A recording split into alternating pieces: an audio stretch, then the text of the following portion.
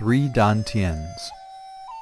Understanding the ancient Chinese concept of the three dantians in the body is not a simple task. Generally, the entire brain is considered to be the upper dantian. We know that the brain and the spinal cord are considered to be the central nervous system, in which the electrical conductivity is highest in our body. If we examine the brain's structure, we can see that it's segregated by membranes into separate portions. It is reasonable to assume that these materials are a tissue of low electrical conductivity. If the good conductors have been sandwiched by poor conductive material, then this system is able to store some electricity. However, we should also know that the brain does not produce qi, but consumes a great amount of it. Each brain cell consumes at least 12 times more oxygen than other cells in the body. Since in the biochemical reaction, oxygen is proportional to the production of qi energy in the body, it's reasonable to assume that each brain cell also consumes at least 12 times more qi than regular cells. The middle dantian, Zhong-Dantian, is located at the lower section of the sternum, which is connected to the diaphragm. We know that the diaphragm is a membranous muscular partition separating the abdominal and the thoracic cavities. It functions in respiration and is a good electrically conductive material. On the top and bottom of the diaphragm there are the fascia, which isolate the internal organs from the diaphragm. We see once again a good electrical conductor isolated by a poor electrical conductor. That means that it is capable of storing electricity, or qi. The front abdominal area is located on the path of the conception vessel, so that whenever qi is built up to a higher energy state through movement of the abdomen, it will circulate in the conception and governing vessels. Fat is a material which has been filtered by the liver and has a very high content of calories. Therefore, it can be converted into qi efficiently.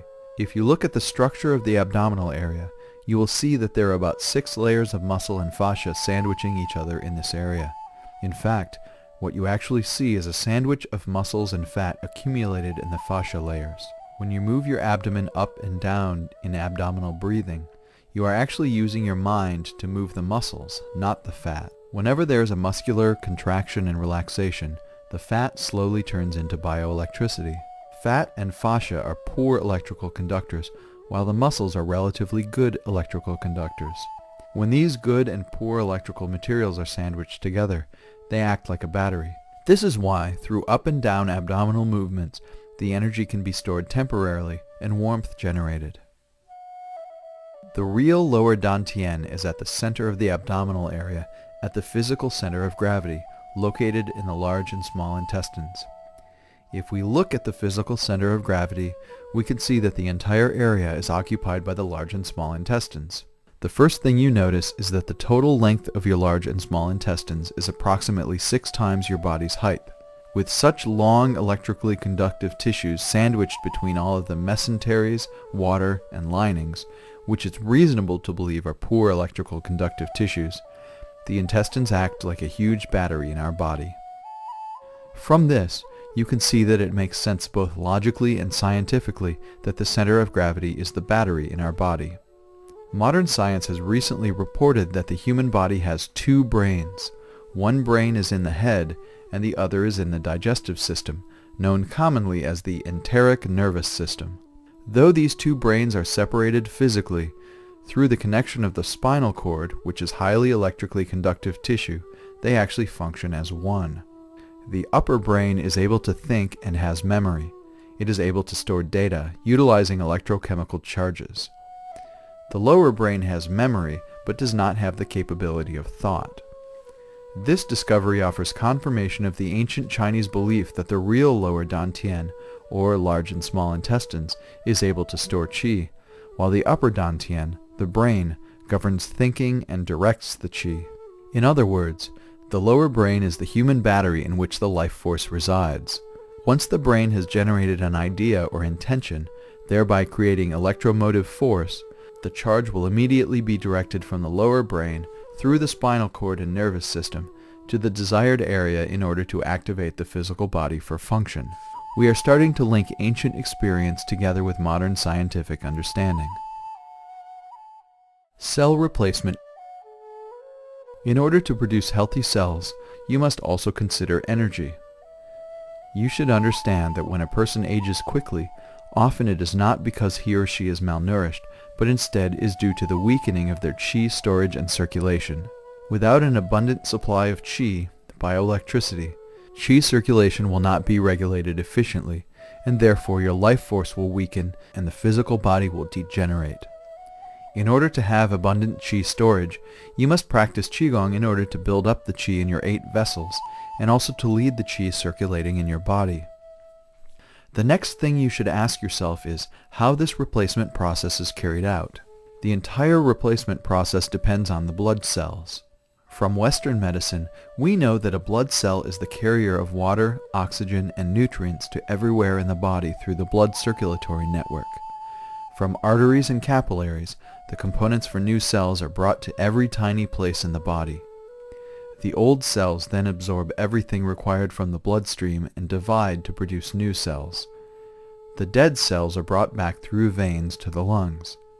Through respiration, the dead cell materials are expelled as carbon dioxide. However, there is something missing from the last process. This is the qi or bioelectricity that is required for the biochemical process of cell division.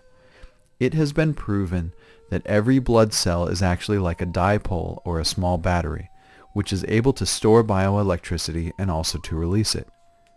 This means that each blood cell is actually a carrier of qi. In Chinese medicine, it is said the blood and the qi are always together. Cell replacement actually happens from inside of the body, moving outward. If we are tense, the blood circulation will be more stagnant and cell replacement will be slower. Most cell replacement occurs in the night when we are at our most relaxed state during sleep.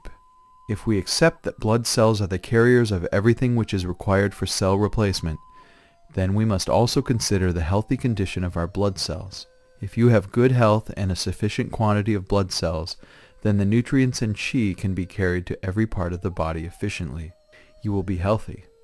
However, if you do not have sufficient blood cells, or the quality of the cells is poor, then the entire cell replacement process will be stagnant. Naturally, you will degenerate swiftly. According to modern medical science, blood cells also have a lifespan. When the old ones die, new ones must be produced from the bone marrow. Bone marrow is the major blood factory. After a person reaches 30, the marrow near the ends of the bone cavity turns yellow. This indicates that fat has accumulated there. It also means that red blood cells are no longer being produced in the yellowed area. Chinese Qigong practitioners believe that the degeneration of the bone marrow is due to insufficient qi supply. Bone marrow washing Qigong was developed for this reason. From experience, we know that through bone marrow washing Qigong practice, health can be improved and life can be extended significantly. If you are interested in this subject, please read QiGong, The Secret of Youth, published by YMAA.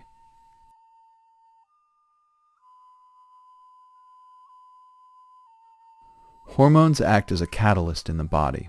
When the hormone levels are high, we are more energized and cell replacement can happen faster and more smoothly.